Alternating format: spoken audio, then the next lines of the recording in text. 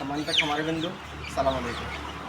Ashiq poultry farm channel YouTube চ্যানেলে আপনাদের স্বাগত। তো আমরা আজকে যে বিষয় নিয়ে কথা বলবো সেটা হচ্ছে কালাবাট। এই যে দেখতেছেন কিছু মুরগি আমার প্যারালাইজড হয়ে গেছে। প্যারালাইজটা কেন হয়, তার কারণ তার চিকিৎসা কী, এ বিষয় নিয়ে কিছু কথা বলবো। দেখেন, প্যারালাইজড মূলত ভিটামিন B1 B2 কারণে হয়ে থাকে। কিছু কিছু ক্ষেত্রে আপনার অ্যান্টারাইজ অথবা আপনার ওই যে কী যে বলে গাম্বুরো, এইসব কিছু যখন গাম্বুরো বা অ্যান্টারাইজ হয় তখন কিন্তু কিছু মুরগি প্যারালাইজড হয়ে যায়। তো আমার এই সমস্যাটা হয়েছিল গাম্বুরো প্লাস অ্যান্টারাইজ। আমার কী হয়েছে, পিছন দেখেন আমার অধিকাংশ মুরগি এখানে বাইরে, এগুলো সবগুলো মুরগি প্যারালাইজড হয়ে গেছে। তো তখন আমি কী করছি, আমি একজন ভেটেরিনারি চিকিৎসা ডাক্তারে দেখাইছি।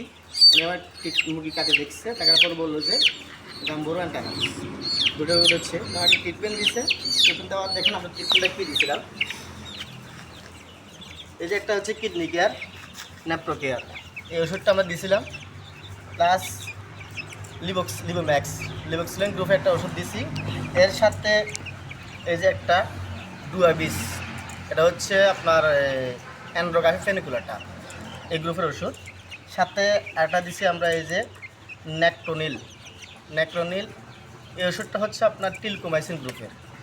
এই টিলকোমাইসিন গ্রুপের সর্দি প্লাস ঠান্ডা এবং কি অ্যান্টারাইজের জন্য ভালো কাজ করে। আর হচ্ছে আর কি ভাইরাস মানে অ্যান্টিভাইরাল। সাথে ফার্স্ট ব্যাট দিলাম এবং কি ভিটামিন সি দিছি। ইনশাআল্লাহ দেখেন আমরা এই ওষুধগুলো একে একে দিছি। লিবোক্সিলিন এবং কি কিডনি কেয়ারটাও একে একে দিছি। আর অ্যান্টিভাইরাল যেটা, এটা হচ্ছে 1 গ্রাম 2 লিটারে। আর ন্যাক্রোনিল টিলকোমাইসিন গ্রুপের সেটা দিছি 1 গ্রাম 2 লিটারে। ভিটামিন সিটা আমরা দুপুরে দিছি আর ফার্স্ট ব্যাট একে একে।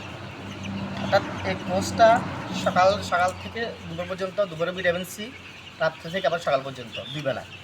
দেখেন ইনশাল্লাহ আমাদের এই যে প্যারালাইজড যে মুরগিগুলো হয়ে গেছে, আমাদের প্রায় 70 থেকে 100টা মুরগি প্যারালাইজড হয়ে গেছে। ইনশাল্লাহ আমাদের সবগুলো মুরগি ভালো হয়ে গেছে। আর হাতে গোনা 10-12টা আছে, এটা ইনশাআল্লাহ আশা করা যায় এগুলো ভালো হয়ে যাবে। সবাইকে ধন্যবাদ। আমাদের চ্যানেলটা সাবস্ক্রাইব করবেন, লাইক করবেন, শেয়ার করবেন। নেক্সট ভিডিওতে আমরা আরও অন্য কিছু নিয়ে, বা আমাদের কালাবাট আছে, ব্রয়লার আছে, রোগ ব্যাধি বা সফলতা, এগুলো সব সম্পর্কে নিয়ে আপনাকে আপডেট দিব। আপনারা যাদের এই সমস্যাটা হয় তারা একজন প্রাণী সম্পদ ডাক্তারের কাছে নিয়ে যাবেন। ওরা কেটে দেখবে, নিজে ট্রিটমেন্ট করা যায় ভাই, ট্রিটমেন্ট করলেও ভালো কাজ করে না। অনেক সময় আমরা খামারে বুঝি না বুঝে হুটহাট করে একটা অ্যান্টিবায়োটিক দিয়ে ফেলি, বিভিন্ন ওষুধ খাওয়াই ফেলি। এতে কস্ট বাড়ে কিন্তু মুরগি সুস্থ হয় না। কিন্তু দেখেন আমাদের এগুলো মুরগি সবগুলো আসলে সুস্থ হয়ে গেছে। এখন আমি এগুলোরে ভিতরে ছেড়ে দিতে পারবো মুরগিগুলোর সাথে। আমি আর কয়েকদিন ট্রিটমেন্ট করবো, ট্রিটমেন্ট করার পরে এগুলো ছাড়িয়ে দিব। সবাইকে ধন্যবাদ, ভালো থাকবেন, আসসালামু আলাইকুম।